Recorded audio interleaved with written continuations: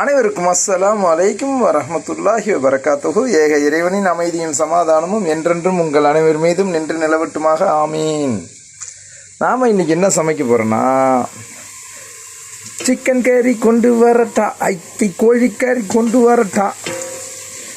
ஏடா இங்கிலீஷும் தமிழ்லையும் சேர்த்து பாடுறேன்னு பார்க்குறீங்களா? இன்றைக்கி அருமையான ஒரு சிக்கன் குழம்பு வைக்க போகிறோம். பாருங்கள் எப்படி வைக்கிறேன்ட்டு. மாஷா அல்லாஹ். இப்போ என்னென்ன போட்டிருக்கேன்னா, தேங்காய் எண்ணெயை ஊற்றியாச்சு. இந்த பாருங்கள், இந்த தேங்காய் எண்ணெய் வாங்கி சமைங்க.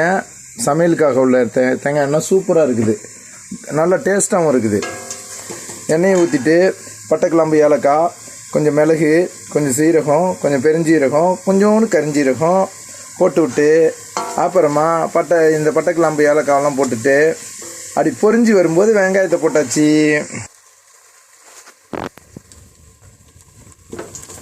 மாஷா அல்லாஹ். இந்த அளவுக்கு வெங்காயத்தை வதக்கணும். பாருங்கள், கரையுது. இப்படி வதக்கிட்டு நம்ம அடுத்து தக்காளி போட்டோம்னா சரியாக இருக்கும். பொன்னிறமாக ஆயிடுச்சா? இந்த பொன்னிறமாக இருக்கும்போது தான் தக்காளியை நம்ம போடணும். இதை பாருங்கள், தக்காளியை போடுறோமா? பிஸ்மில்லாஹ். ஒவ்வொரு பொருளையும் பிஸ்மி சொல்லி போடுங்க, இன்னும் சூப்பராக இருக்கும். அதேமாரி காய்கறி வெட்டும் போதும் பிஸ்மி சொல்லி வெட்டுங்க, சரியா? தக்காளியை போட்டு இப்போ தக்காளியில் கொஞ்சம் உப்பு போட்டுடணும். பாருங்கள், நான் கல் உப்பு தான் வச்சுருக்கேன். நீங்களும் கல் உப்பு யூஸ் பண்ணுங்கள், நல்லது. சால்ட் உப்பில் கெமிக்கல் இருக்குது. அப்படியே குத்து மதிப்பா தேவையான அளவுக்கு போட்டுற வேண்டியது தான்.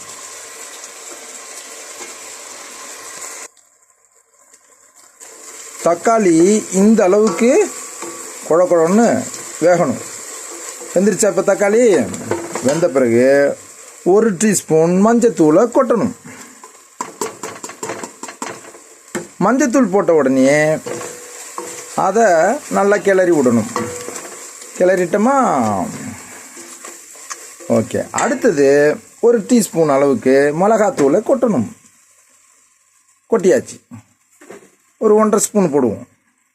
இந்த மிளகாத்தூள் போட்ட உடனே அப்படியே பெட்டினோம்னா, பெட்டிட்டு இருக்குமா? இங்கே பாருங்கள், அப்படியே பொன்னிறமாக மாறுது பாருங்கள். மாறிடுச்சா? இப்படி பொன்னிறமாக மாறணும். இப்போ என்ன பண்ணணும்? எப்படி செவந்து வந்திருக்கா மிளகாத்தூள் போட்டோன்னே? இப்போ என்ன பண்ணணும்னா, பிஸ்மில்லாஹ்.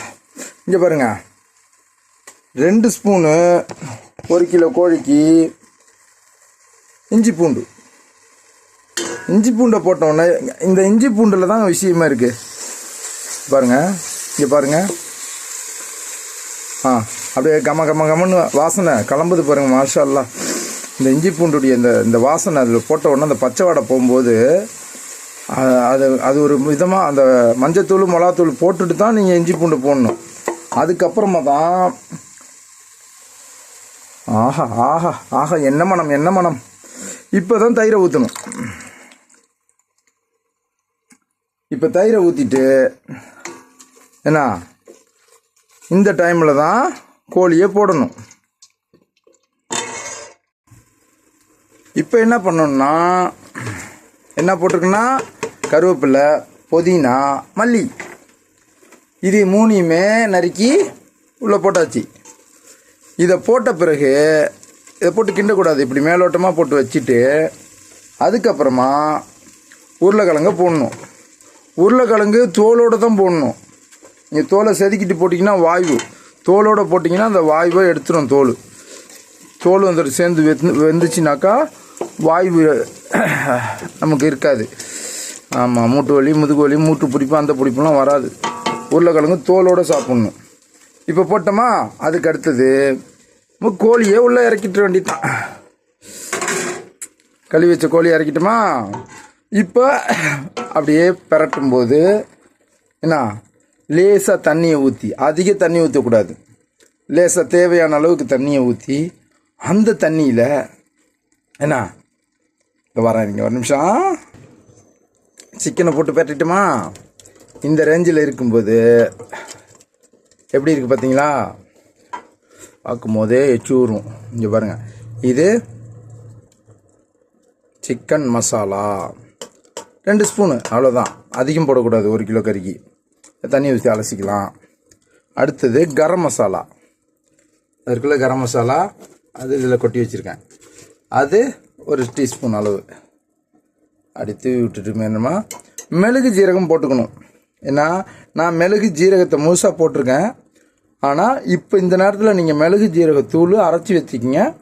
கடையில் தூளாக வாங்காதீங்க, வீட்டில் வறுத்து அரைச்சிக்கிட்டிங்கன்னா நல்லா மணமாக இருக்கும். அதை போட்டிங்கன்னா நல்லா உரப்பு சொரப்பு ஏறி இருக்கும். நாங்கள் வெய்ய நேரங்கிறதுனால உரப்பு சேர்க்கறதில்ல, அதனால் இது எங்களுக்கு போதுமானது.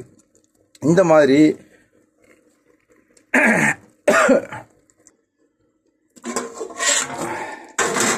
பார்த்தீங்களா குழம்பு இப்போ தான் கொதிக்க ஆரம்பிக்குது. தேங்காய் அரைச்சி வச்சுருக்கேன். கொதி வந்து உருளைக்கிழங்கு வேவுற நேரம் தான் கோழி வேவுறதும். அதுவும் பிராய்லர் கோழி. உருளைக்கிழங்கு வெந்துருச்சுன்னா கோழி வெந்துருச்சுன்னு அர்த்தம். தேங்காவை போட்டு ஒரு கொதி விட்ட பிறகு இறக்கி வச்சு சாப்பிட வேண்டியது தான். இருங்க தேங்காய் போட்டுருவோம். உருளைக்கிழங்கு வெந்துருச்சு, கோழியும் வெந்துருச்சு, தேங்காவை போட்டாச்சு.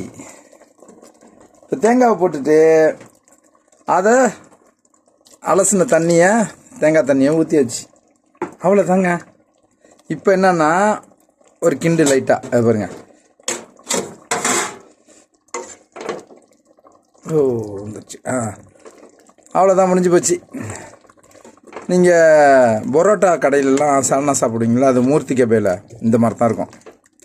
முடிஞ்சா உருளைக்கிழங்கு பார்த்த ஒன்று தெரியுதா, நசிக்கலாம் பார்க்க வேண்டியதில்லை, பார்த்தாவே தெரியும். உருளைக்கிழங்கு சூப்பராக வந்துருச்சு, கறியும் வந்துருச்சு, தேங்காவை ஊற்றியாச்சு. அவ்வளோதாங்க, குழம்பு முடிஞ்சு போச்சு. இது ஒரு கொதி. தேங்காய் ஊற்றின பிறகு ஒரு 5 நிமிஷம் கொதிக்க விட வேண்டியதான். 2 நிமிஷம் கூட போதும். அவ்வளோதான். சூப்பரான ஒரு ரெசிபி, அருமையான, ருசிக்க சாப்பிடலாம். அது மணக்கம் அப்படி தான்.